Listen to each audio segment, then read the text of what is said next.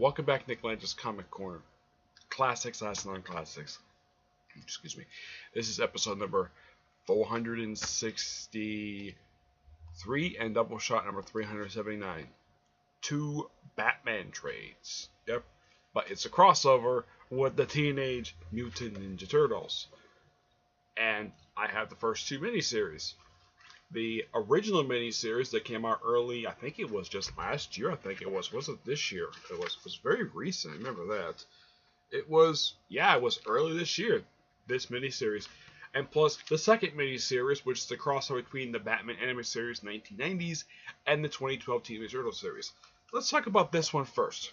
This particular event, written by James Daniel IV and artwork by Freddie Williams II, with variant covers by Kevin Eastman. Here's a Kevin Eastman cover right here. Yeah, simply put, this series is just now apparently from what I've heard from reviews of this, apparently from Turtles' perspective, this takes place from the Mirage Turtles, and Batman can take place at any point in time. Plus, Batman looks different than he's normally depicted in DC Comics. Yeah.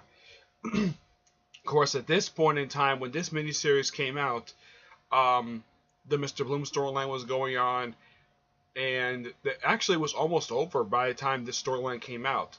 And yeah, actually, I think it was late last year. I think this was when this came out. I just want to be sure about this.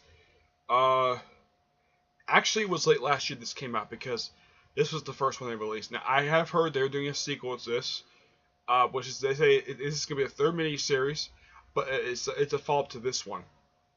The Turtles somehow get to Gotham City via portal.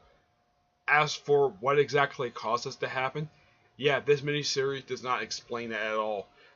Maybe in the follow-up miniseries, they might explain how the whole portal thing works, or how long they've been in Gotham City. Now, it's basically the Turtles, Splinter, Shredder, and the Foot. And that's all who makes it here. Plus, we also have team appearances. Basically, you have Shredder first team up with the Penguin, and then later with Raza going to League of Assassins. And plus, we have various Batman villains like Bane. Let's see. Yeah, who get mutated. You got Bane. I think it's Bane, Mr. Freeze, and there's a few others. And they show up mainly last issue. Plus, issue 5, Casey Jones. Yep, Casey Jones. Now, he looks different than he's a little more violent than he normally is. Let's see. I'm trying to see here. What other Batman villains were mutated besides Bane and Mr. Freeze? Let's see. There was also Joker, Harley Quinn, Mad Hatter, Two-Face, Riddler. Looks like possibly Poison Ivy. It looks like Mr. Freeze, Scarface, Ventriloquist. As for who this one is right here is supposed to be, the one next to Two-Face, it could be Victor Zsasz. Mutate into a bird. Yeah. The green grasshopper, I think it's supposed to be Poison Ivy. Yeah. Oh, I love Damian's line. Damien shows last couple issues like, I don't care for your villains' makeovers. And Batman's like, take it up with your grandfather. And Penguin got turned into a penguin. Yep. That's what happened to him. He got turned into a freaking penguin. Yep. Now, this miniseries is great. I have heard issue 2 did get criticism for having Batman be way too overpowered to beat basically where he easily, when Turtles, even Splinter have trouble taking on Batman when they fight each other in issue 2.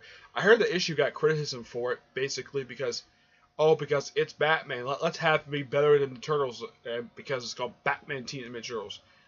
I didn't necessarily have a problem with it when an issue came out, but I still enjoy this miniseries nonetheless. It's a great miniseries. I highly recommend basically fans of these two particular franchises, both Batman and Teenage Mutant Ninja Turtles. I give this book a 9.5 out of 10. It's really good. Next up, well, this one. The 60th miniseries to cross over the 1980s with Turtle series with Batman with Turtles. Now, the first 5 issues take place during the original era of the Bruce Timm Paul Dini era of Batman animated series. Batman is basically wearing, let's take a look at the costume here. I want to get a good look at the costume. Yeah, it's this costume right here. Yep, when he's wearing this costume. He wears that costume for the first 5 issues, and then the last issue he starts wearing the new Batman Animated Adventures series costume. And of course, Robin, of course, in that series, in the original one, it was Dick Grayson. And then, of course, later on they changed it to Tim Drake. Though for some reason, I don't really know why, they decided to have it where they merged, where they had the Tim Drake on the new Batman series. They had him be an anagram of Jason Todd and Tim Drake because they didn't want to have Robin die in the series, so they decided to have him be like Jason Todd, even though it's Tim Drake. Also, in issue 5, basically, we asked you to have at the end of issue 5, and it was kind of a split up, it's been out for a while. We have Scarecrow drawing his new Batman Adventures look. Now, I should point out, though, when Scarecrow was on New Batman Adventures, he was voiced by Jeffrey Combs, who has also been on the Turtle series. Yep. Who did he voice in that series? He voiced the frickin' Rat King. Yep. So he's been on both series. So good job for him. So, but he did New Batman Adventures years before he did the 2012 Turtle series, where he was like I said, he played the Rat King, which did a great job with it. His most recent live action appearance I've seen of him was actually in a couple episodes of Gotham. I believe it was season 2. Yeah, Gotham season 2. That was the most recent appearance I've seen of him.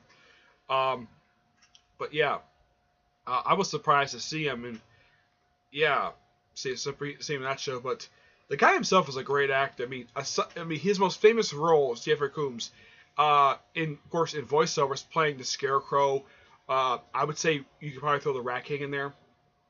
I say for live action appearances, William Brunt from Deep Space Nine, Shran from Star Trek Enterprise, and playing the main character of the Reanimator movie series.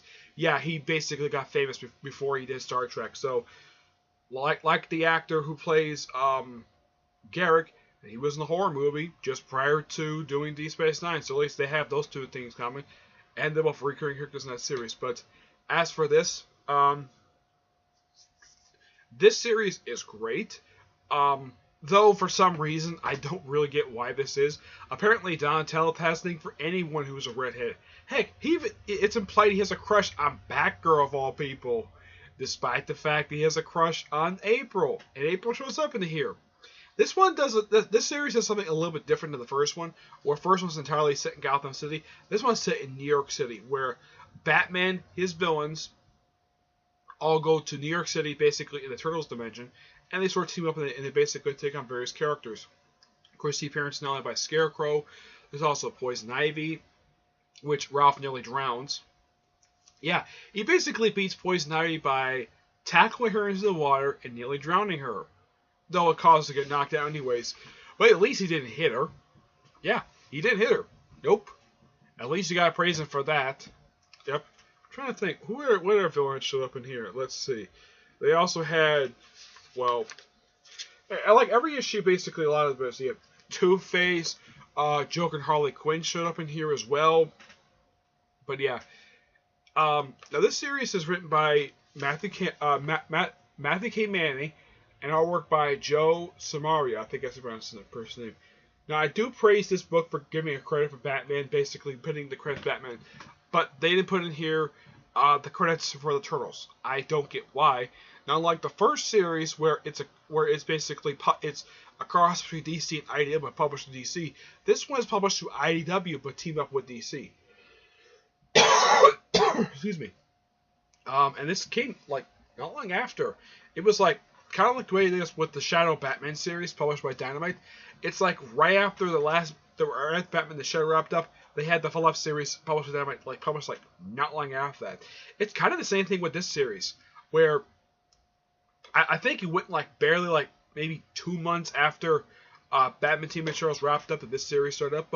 But this is a completely different series. It's focused on different different Earth versions of the characters, and this is nothing unusual for Turtles to do. They did the same thing with the Ghostbusters, where they met for their crossover. It was via portal stuff. The portals in here are not circles like they normally are in fiction.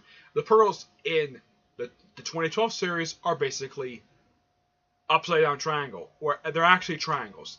That's basically what they are, and basically what they do in here. The whole thing is that Batman's villains end up in New York City, the 2012 New York City, and Batman teams up with the Turtles to sort of help him to deal with his villains while working with the Shredder and of course the Foot Clan. Basically, from this point in the series, I would say it could take place probably, and this is my personal guess, probably during season 2, because the Cranium Hut taking a takeover in New York City. So my guess is that from the Turtles' perspective, it takes place during season 2.